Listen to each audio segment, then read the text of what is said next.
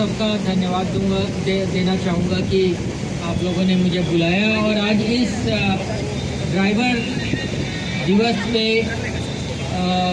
और आज विश्वकर्मा पूजा भी है, तो मैं भगवान से यही दुआ करूँगा कि आपका परिवार, आपका बच्चा दिन प्रतिदिन आगे बढ़े और जिस काम के लिए आप लोग जद्दोजहद रोज़ कर रहे हैं, रोज़मर्रा की ज़िंदगी में दिन रात भाग रहे हैं, वो कार्य सफल हो और उस कार्य के द्वारा आपका परिवार आगे बढ़े। क्योंकि मेरा मानना है कि चाहे मैं भी गांव से उठ के आर्मी में आया, आप लोग मुझे मौका मिला, मैं भी गांव में आप ही लोगों की तरह मैं गांव में कठिनाई से हम लोग रहते थे, भैंस वैंस सब चलाया, भैंस वैंस सब चढ़ाया था मैंने, लेकिन पढ़ाई में ठीक था तो धीरे धीरे मैं बाहर निकला और अच्छा किया। और आप लोग भी जिसको जितना मौका मिला उसके हिसाब से सब परिश्रम कर रहे हैं और हम सब का उद्देश्य यही रहता है कि हमारा परिवार आगे बढ़े। अगर हम इंडिविजुअली अकेला होता तो हमें कोई चिंता नहीं थी, लेकिन हमारे ऊपर परिवार, बच्चे, उनको आगे बढ़ाना, तो ये सब चीज़ें हमारे दिमाग में रहती है, इसलिए हम दिन रात मेहनत कर रहे होते हैं। और मेरा मानना है कि एक आदमी का ज़िंदगी तभी सफल होता है जब उसका बच्चा उससे आगे बढ़े। अगर उसके बराबर और उससे नीचे रहे तो फिर ना आपने देश को कोई कंट्रीब्यूट किया है, ना अपने परिवार को आगे बढ़ाने में कंट्रीब्यूट किया।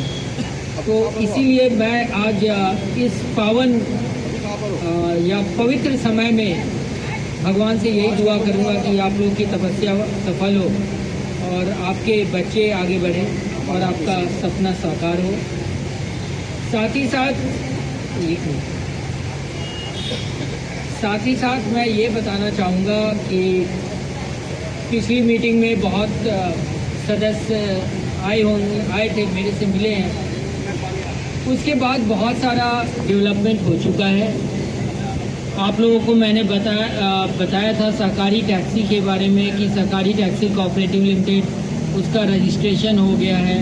हमने टेक्निकल पार्टनर जो नमा यात्री है, मूविंग टेक्नोलॉजी है लिमिटेड है, कर्नाटका बेस्ड है, और वो भी तकरीबन कोऑपरेटिव मॉडल पे ही काम कर रहा है, उसको भी हमने सेलेक्ट कर लिया है।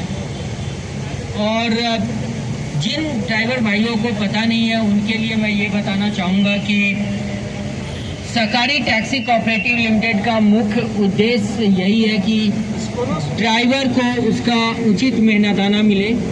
और जब मैं उचित मेहनताना से बात करता हूं तो जो स्टेट रेगुलेटेड फेयर है और उसमें भी अगर कुछ त्रुटियां हैं तो उसको भी ठीक करके और उनको वो फेयर मिले। दूसरा उद्देश्य इस सहकारी टैक्सी कोऑपरेटिव लिमिटेड का है कि ड्राइवर जो हमारी ड्राइवर कम्युनिटी है उसमें ये फीलिंग आए कि हम ही इसके ओनर हैं। मैंने बहुत ड्राइवर भाइयों से बातचीत की है, तकरीबन 2000-3000 ड्राइवर भाइयों से मैंने बातचीत कर ली होगी अभी तक। मुझे एक चीज़ लगा कि इस ओला उबर कंपनी ने अभी भी हमारे दिमाग को उसी अपने तरह ढाल दिया है। और जब सहकारिता से आप बात करते हैं तो भी आपको लगता है कि सहकारिता एक कंपनी है और आप उसके एम्प्लॉय होंगे। ऐसा नहीं है। सहकारिता मतलब सह मतलब साथ, हम सब साथ हैं। तो सहकारिता में कुछ लोग जिनका उद्देश्य एक होता है, एकजुट मिलते हैं और मिल के फिर अपने सपनों को साकार करते हैं। जैसे अमूल हुआ, अमूल में भी गुजरात के हर गांव के लोग जिनके पास एक गाय है, एक भैंस है, वो भी इससे जुड़े हुए हैं। जिनके पास 10 गाय भैंस है वो भी जुड़े हुए हैं और सब मिलके उन्होंने अमूल का निर्माण किया है। और जो भी प्रॉफिट होता है अमूल को, उसका अंश उनके पास जाता है। वैसे ही यहाँ पे एक एक ड्राइवर भाई लोग इसके ओनर होंगे और जो भी प्रॉफिट होगा वो वापस ड्राइवर भाई लोगों में जाएगा। और चूँकि ये आपका अपना साकार जो अमूल का भी है, उसका भी जो जनरल असेंबली मीटिंग होता है, महासभा होता है, उसमें सबको बुलाया जाता है। तो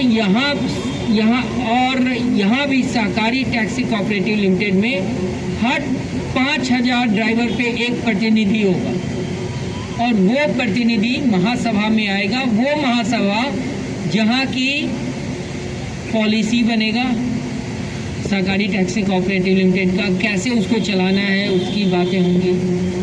तो सोचिए अगर दिल्ली में 5 लाख, दिल्ली एनसीआर में 5 लाख ड्राइवर हैं तो आप अंदाज़ा लगा सकते हैं कि 5,000 के बेस पे कितने ड्राइवर यहाँ पे आएंगे।